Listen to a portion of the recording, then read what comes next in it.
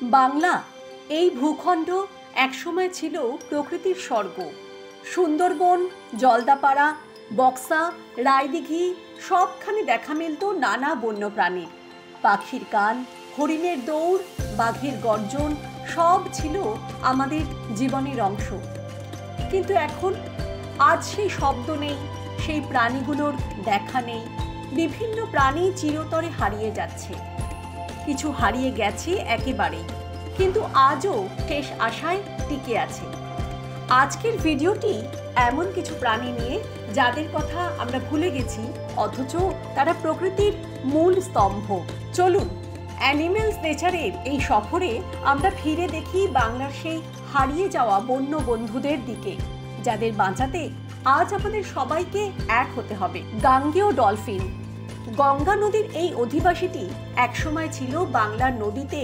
গঙ্গা নদীর এই অধিবাসীটি একসময় বাংলার নদীতে অহরহ দেখা যেত। এদের বলা হয় শুশু, যারা চোখে দেখে না কিন্তু শব্দের প্রতিধ্বনি ব্যবহার করে পথ খুঁজে নেয়। গাঙ্গেয় ডলফিন ভারতের জাতীয় জলজ প্রাণী।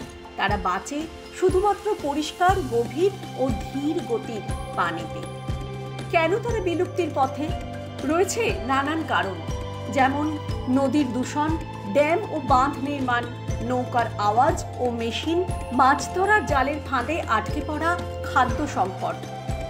বর্তমানে বাংলার গঙ্গা নদীতে গাঙ্গেয় ডলফিনের সংখ্যা মাত্র 200 থেকে 300। যদি এখনই সচেতন না হই, তাহলে আগামী দশকে এদের আর খুঁজে পাওয়া যাবে না। গঙ্গা নদীর কচ্ছপ। গঙ্গার জল ছিল একসময় জীবনের উৎস। সেখানে ছিল এক বিশেষ ধরনের কচ্ছপ। এরা ছিল মাংসাশী কচ্ছপ, যারা মৃত প্রাণী ও আবর্জনা খেয়ে নদী পরিষ্কার রাখত। কিন্তু দূষণ, নদী বাঁধ, অবৈধ মাছ ধরা সব মিলিয়ে এদের সংখ্যা প্রায় শূন্য। একসময় এই কচ্ছপ বাংলাদেশের পদ্মা নদীতেও দেখা যেত।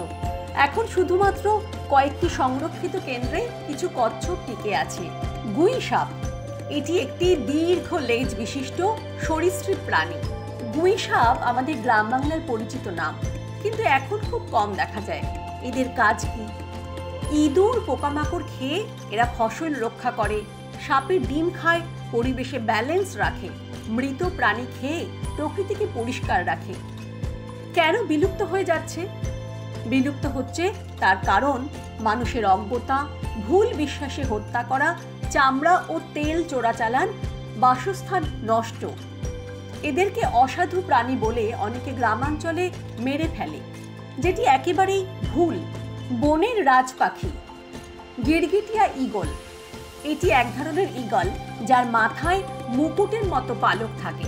বাংলার জঙ্গলে শিকারী পাখিদের মধ্যে এটি অন্যতম।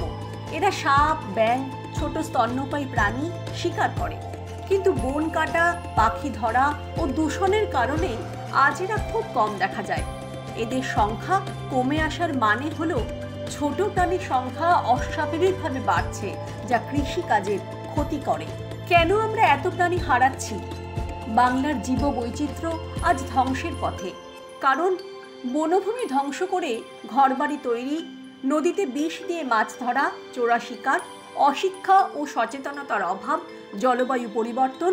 প্রকৃতি ভারসাম্য হারালে মানুষও কিন্তু টিকতে পারবে না। সচেতনতামূলক ক্যাম্পেইন, বন রক্ষা করা, নদী দূষণ বন্ধ, wild life crime reporting hotline চালু, স্থানীয় মানুষদের অংশগ্রহণ। বন্ধুরা, আমরা যদি আজও চুপ করে থাকি, তাহলে আগামী প্রজন্ম এই প্রাণীগুলির নাম শুধু বইয়ে পড়বে, বাস্তবে নয়।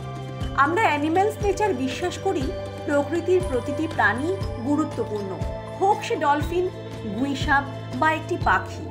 তারা না থাকলে আমরাও থাকবো না। তাই আসুন নিজেদের জায়গা থেকে কিছু করি। এই ভিডিওটি যদি ভালো লাগে তাহলে লাইক করুন, কমেন্ট করে বলুন আপনি এর মধ্যে কতগুলো প্রাণী চিনতেন, কোন প্রাণী আপনাকে সবচেয়ে বেশি অবাক করেছে। ভিডিওটি শেয়ার করুন আপনার বন্ধু ও পরিবারকে। আমরা চাই সচেতনতা ছড়িয়ে যাক বাংলার ঘরে ঘরে। আর অবশ্যই সাবস্ক্রাইব করুন অ্যানিমেলস নেচার, এমন আরও প্রাণীবিদ্যার গল্প পেতে। চলুন একসাথে বলি, প্রাণী বাঁচান, প্রকৃতি বাঁচান, প্রকৃতি বাঁচান, মানুষ বাঁচবে।